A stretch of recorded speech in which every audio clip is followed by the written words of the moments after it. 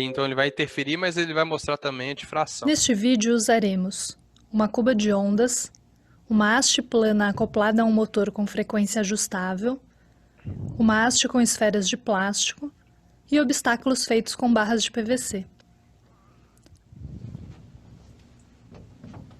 Iniciaremos ligando o motor, que fará com que a haste plana provoque um movimento vertical na superfície da água, formando ondas planas que são projetadas na tela por meio de um espelho. Se posicionarmos obstáculos de PVC na frente das ondas, podemos observar o fenômeno da difração, no qual as ondas tendem a contornar obstáculos formando ondas circulares. Olha que bacana, gente. A onda difratando. Se as peças de PVC forem posicionadas de modo que se formem duas fendas, podemos observar a formação de duas fontes de ondas circulares, uma em cada fenda. Como estas ondas são formadas pela mesma frente de ondas planas, as ondas circulares vão ter o mesmo comprimento de onda e estarão em fase. Assim, a interferência destas ondas podem formar regiões de nós e de ventos, Olha que bacana. como podemos ver na tela. Podemos notar também que, ao mudarmos a abertura das fendas, mudaremos o padrão das figuras de interferência.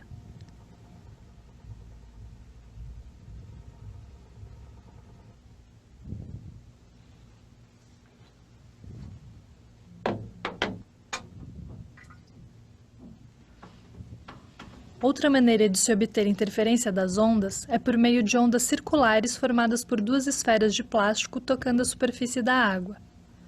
Para isso, vamos trocar a haste plana por dois suportes com esferas, tocando a água com a mesma frequência.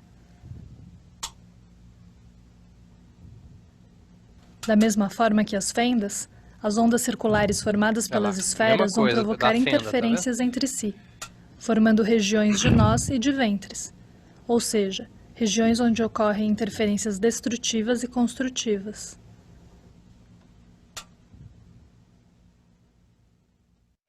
Né? Muito bom esses videozinhos da USP, né, gente? Física universitária. Entenderam?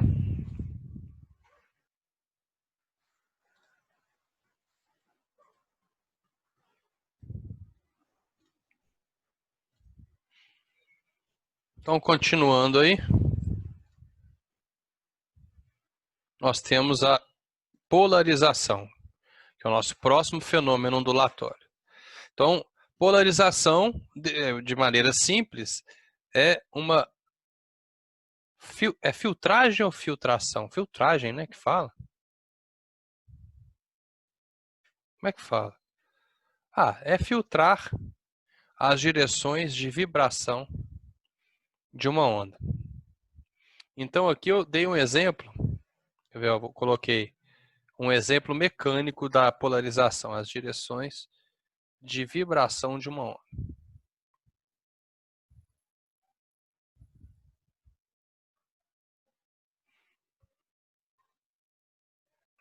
Tá, aqui deixa eu diminuir esse pouco espaço. Eu tentei desenhar aqui, acho que ficou até bom. Opa, está em camadas diferentes. Deixa eu mexer aqui.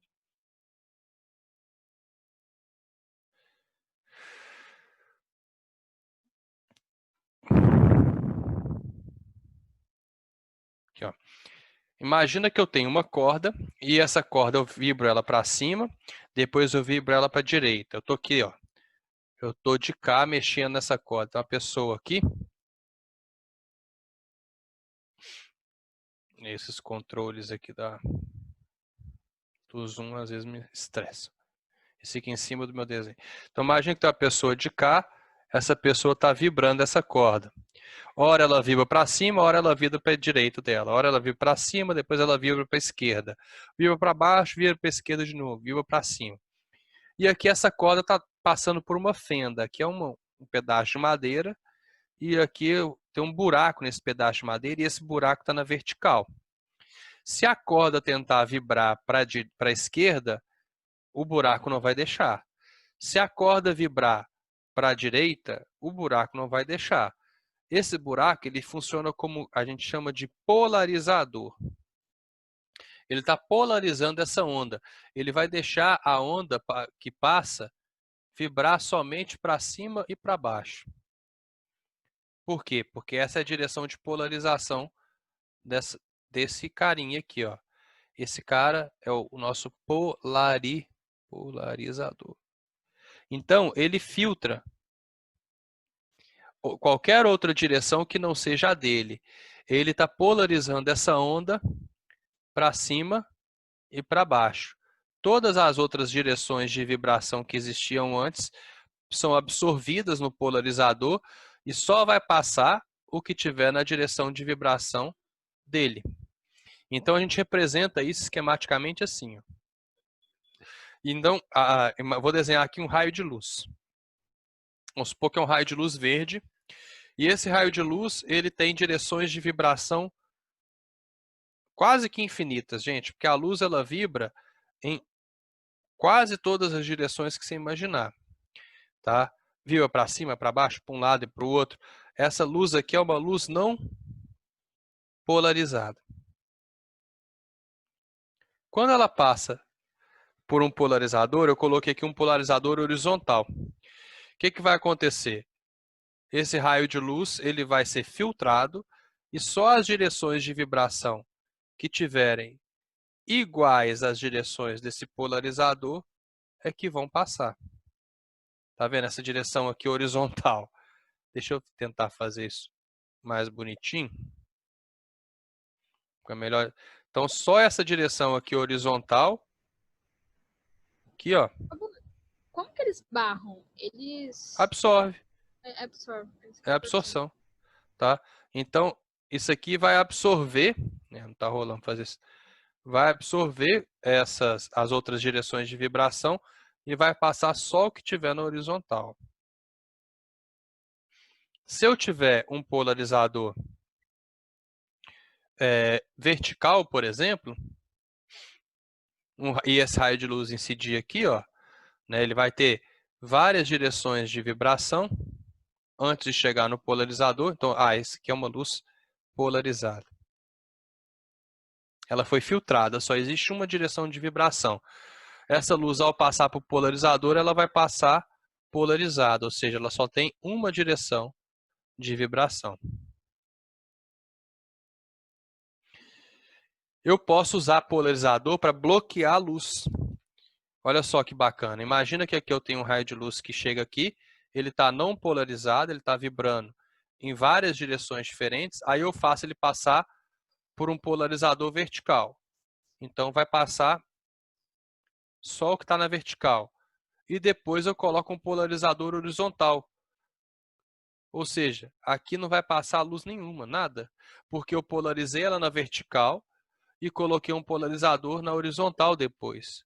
Ele bloqueia toda a luz que vai chegar nele. Então, eu consigo bloquear um blackout total. Assim, se eu colocar duas camadas de polarizador na minha janela, uma na horizontal e uma na vertical, eu consigo bloquear praticamente 100% da luz que passa pela janela. Tá? Por absorção, vai esquentar a janela, mas isso funciona. Tá? Mas onde que eu tenho luz polarizada? A luz, toda luz que reflete em uma superfície, gente, ela é polarizada. A luz da tela do nosso celular é polarizada. E aí, você pode colocar óculos, essas coisas, com lentes que tem polarizador. Então, tem óculos anti-reflexo, que tiram, por exemplo, o reflexo do asfalto, da luz no asfalto. Facilita a visualização. Óculos 3D usa isso também. Eu vou mostrar como. Rapidinho, salvar isso aqui. A tecnologia do óculos 3D, ela engana o nosso olho. Como que funciona? Imagina que a tela do cinema.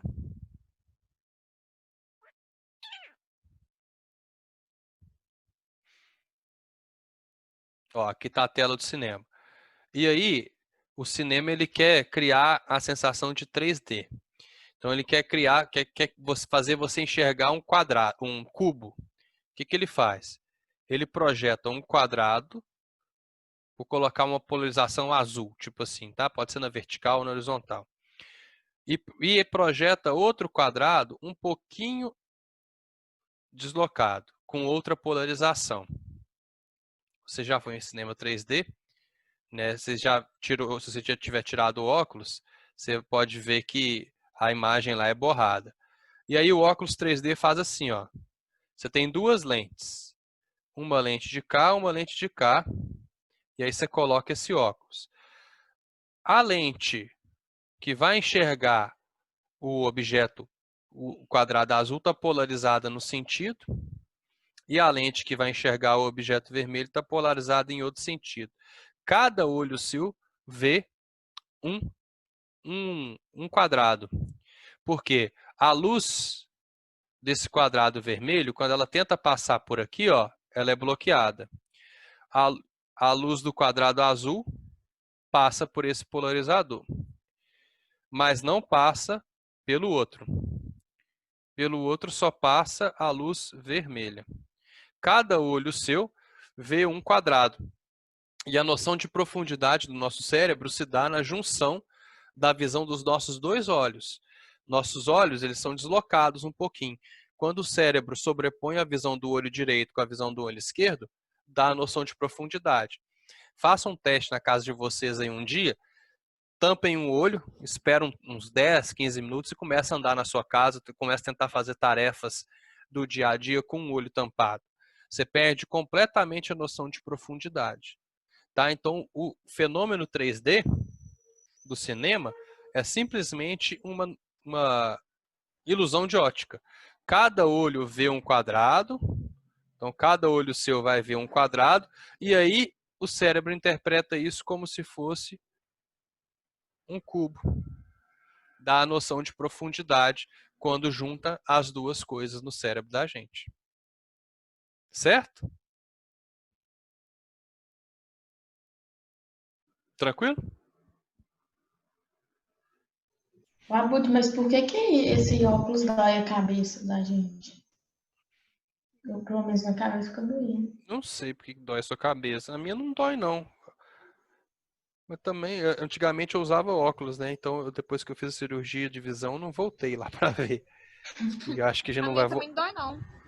E eu não vou voltar tão cedo, né? Eu vou seguir a quarentena enquanto não tiver vacina, não volto para eventos públicos, não. Igual a rainha da Inglaterra. Eu estava conversando com um amigo meu, saiu a notícia.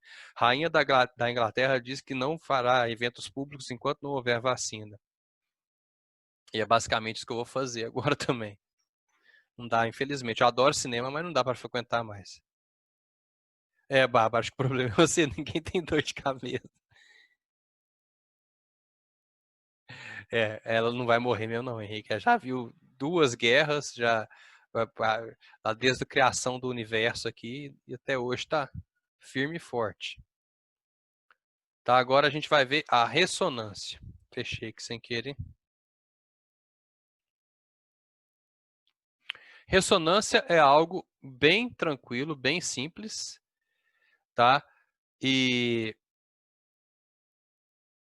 desenhei aqui, ó, que bonitinho. Eu tô ficando craque nos desenhos, só que não. O que é a ressonância? Imagina que eu pego um copo e bato com a faca nesse copo.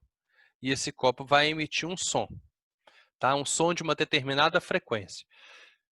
Vamos supor que ao bater a faca no copo, ele emite um som de 880 Hz de frequência. Se eu conseguir cantar com 880 Hz próximo a esse copo vai começar a vibrar. Vai vibrar e vai começar a emitir os mesmos 880 Hz. Então, a ressonância acontece quando uma onda faz um corpo vibrar. Todo corpo tem uma frequência natural de vibração. Tá? E você descobre a frequência natural de vibração batendo no corpo, por exemplo. Então, eu bato no copo, tem, tem, tem, tem. Aí eu vou e canto na mesma frequência. O copo começa a vibrar. Tá? Vamos fazer, quer ver? Ó? Vamos dar um exemplo aqui. Quer ver para vocês? Quebrar copo, Eliana. Vocês lembram disso? Eu lembro desse quadro. Eu também lembro. Eu não vou deixar o vídeo todo, eu quero achar o ponto onde o cara consegue, mas tinha uma disputa na Eliana para quebrar um copo cantando, né? Então aqui, ó, vamos ver. Continuar a Ciência em Show. Dá licença! Dá licença, Eliana! Não acredito! Esses caras da USP ganharam muito dinheiro, né? Fazendo experimentos. Depois de 6 meses, muita luta, eis que alguém quebrou a cara. Quem foi? Ederson Torres. Gente,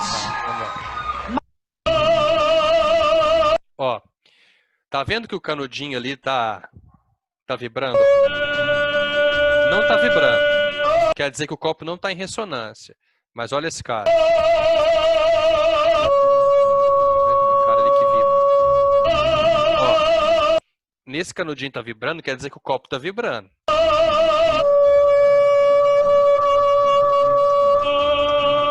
Só que não adianta você ter só fazer o copo vibrar. Você tem que fazer o copo vibrar muito para ele quebrar.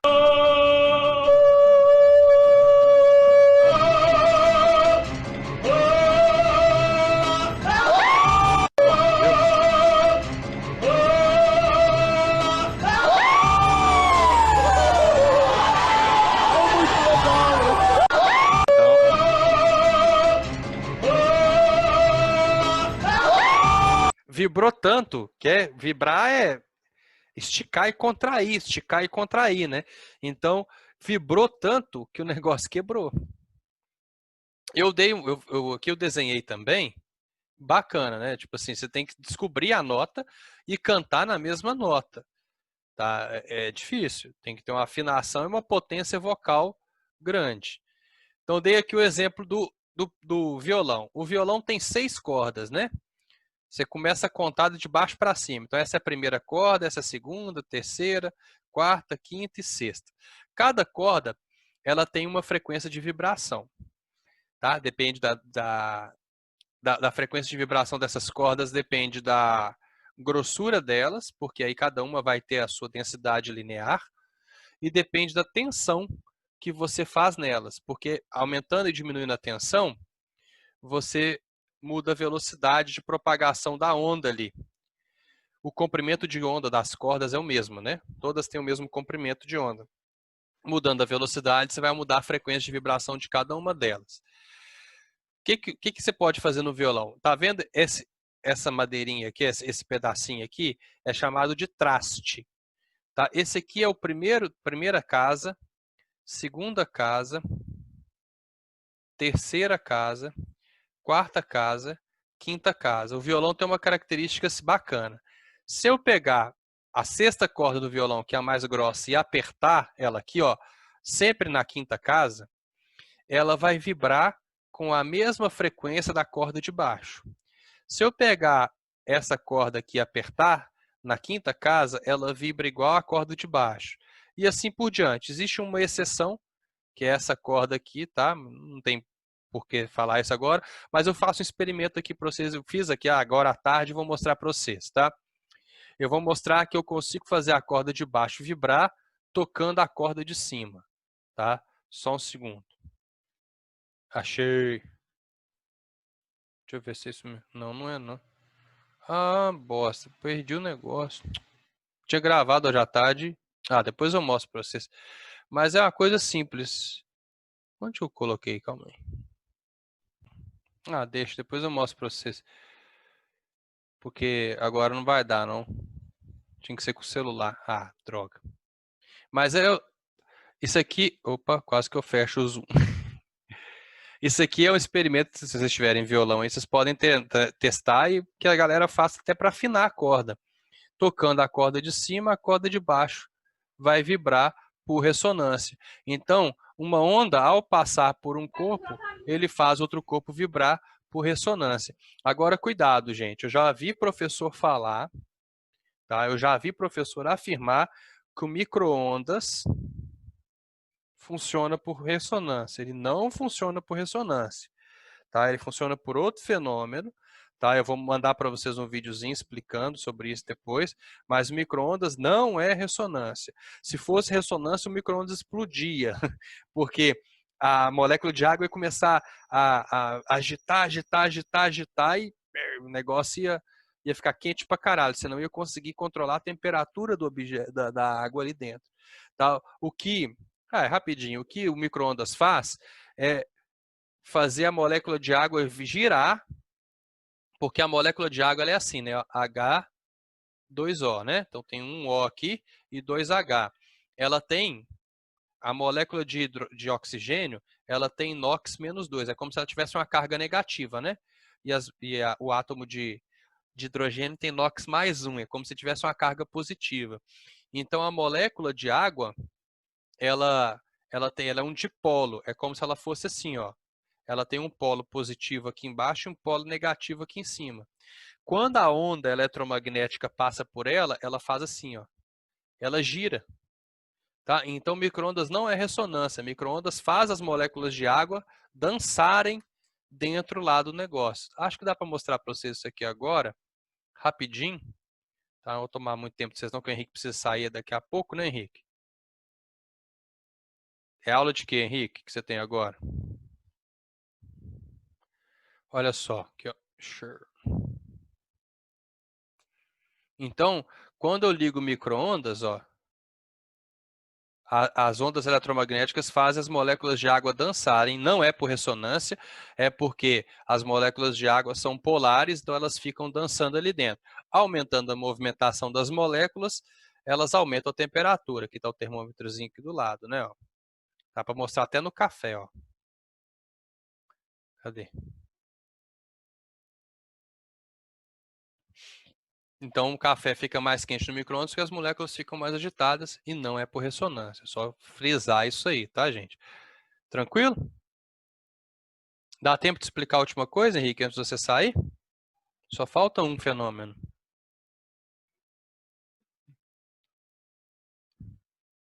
Dá sim.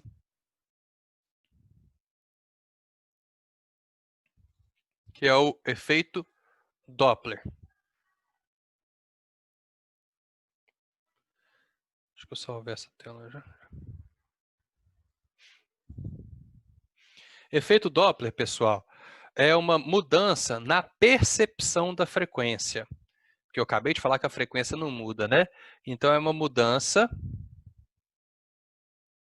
na percepção da frequência.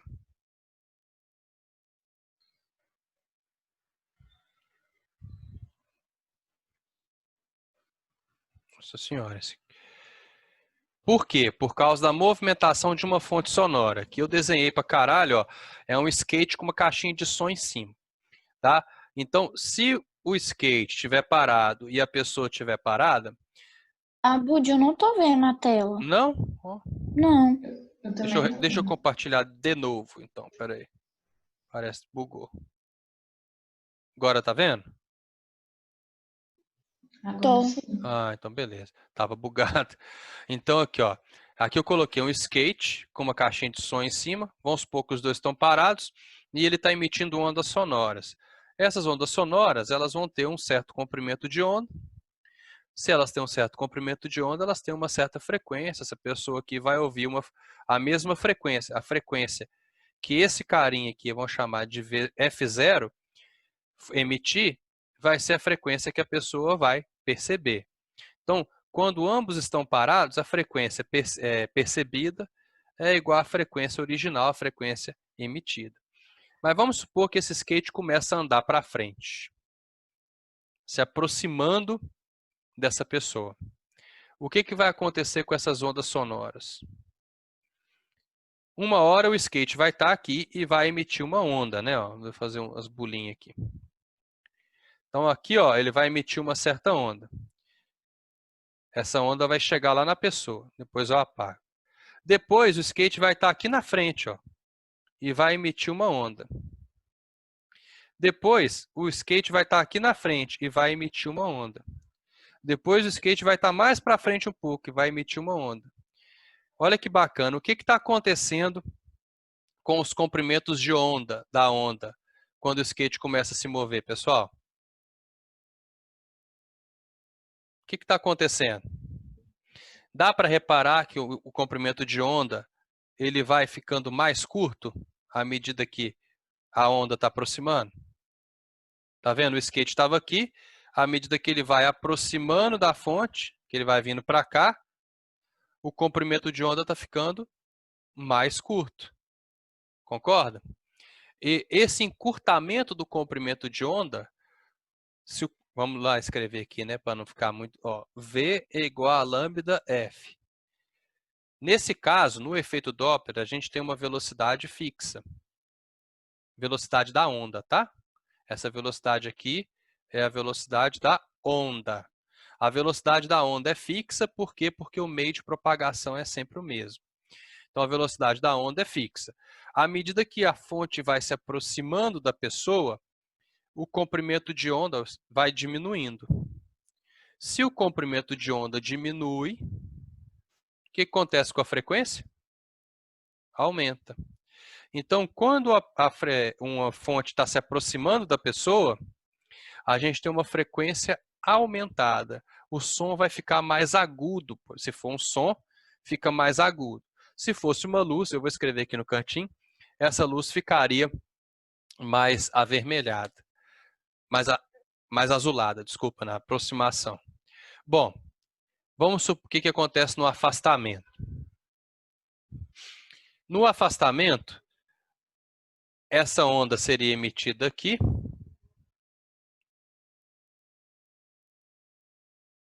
Depois, a fonte não estaria aqui mais, ela ia estar aqui, né? Ó. Aí essa onda ia estar aqui. Depois, essa fonte estaria aqui. Ó.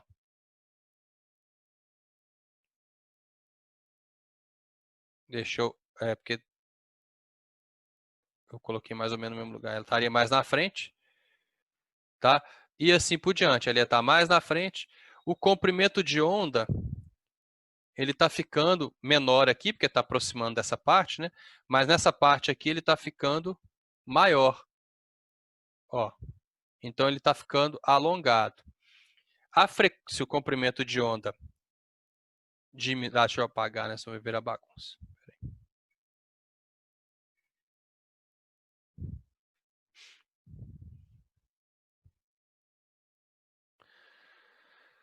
Então, aqui o comprimento de onda está ficando cada vez maior. Ou seja, a frequência está ficando cada vez menor. Então, na aproximação, que é esse caso aqui, a frequência aumenta, porque o comprimento de onda diminui. Tá? No afastamento, que é esse caso aqui, é o contrário. Como o comprimento de onda aumenta, a frequência diminui. O fato da frequência aumentar faz o som ficar agudo. E faz a luz ficar azulada. O fato da frequência diminuir faz o som ficar grave e faz a luz ficar avermelhada.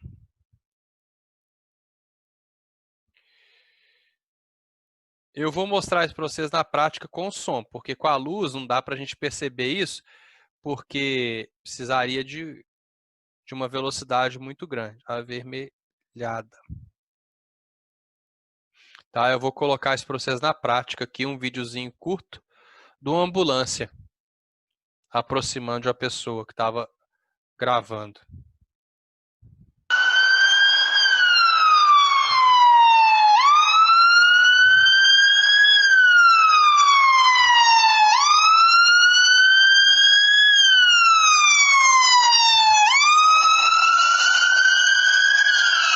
Não, esse não deu para perceber direito. É esse aqui, ó.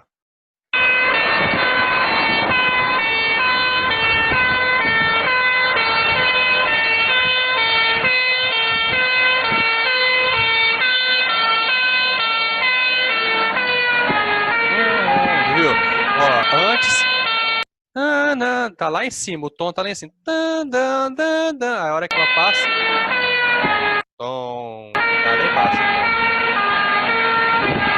Então, na aproximação, a frequência aumenta, o som fica mais agudo.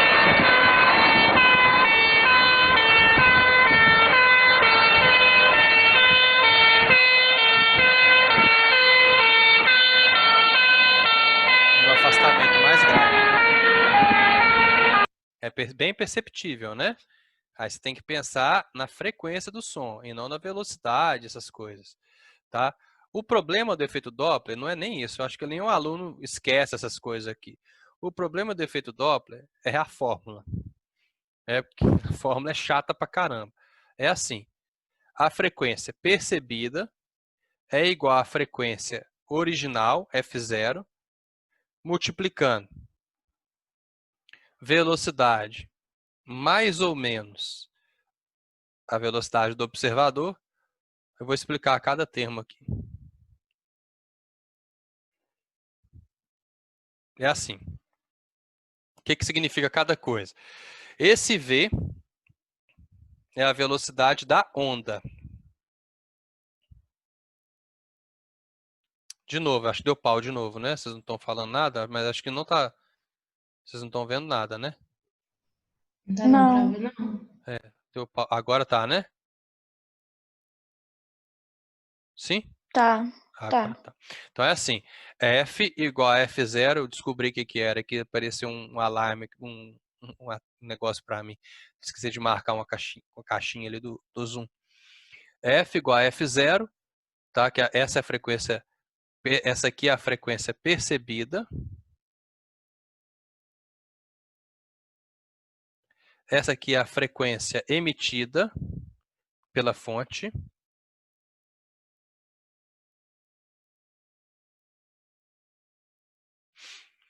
Esse V, em ambos os casos, tá? V sozinho é a velocidade da onda. VO é a velocidade do observador, se ele estiver andando. Então, se for uma pessoa andando, a velocidade que ela está andando para escutar um som, por exemplo. E aqui é a velocidade da fonte. Por que tem aqueles sinais de mais e menos ali, né? Esquisitos. Funciona da seguinte forma. Quando eu estou aproximando, tanto faz quem está andando, tá? Mas se for uma aproximação, você vai usar mais em cima e menos embaixo. Então, fica V mais VO dividido por V menos VF. Se for um afastamento, você vai usar menos em cima e mais embaixo. Tá? Como é que eu decoro isso? Testa. Assim, porque você tem que lembrar que na aproximação a frequência tem que aumentar. Para a frequência aumentar, eu tenho que ter mais em cima e menos embaixo, porque senão o número não aumenta. No afastamento, a frequência diminui. Para eu diminuir uma divisão, eu tenho que subtrair em cima e somar embaixo. Eu lembro assim, tá, gente? Eu sempre lembro assim, a aproximação, a frequência aumenta, então soma em cima e subtrai embaixo. No afastamento, a frequência diminui, então subtrai em cima e soma embaixo. Tá bom? Ah, isso cai. Ó, fórmula dificilmente cai no Enem de efeito Doppler, mas já caiu o conceito. Já caiu uma vez, pode cair de novo, porque é um fenômeno que aparece no nosso dia a dia o tempo todo. Tá bom, gente? Alguma dúvida aí? Não. Não? Não. Então, esses são os fenômenos ondulatórios. Vimos todos os fenômenos ondulatórios, sem exceção.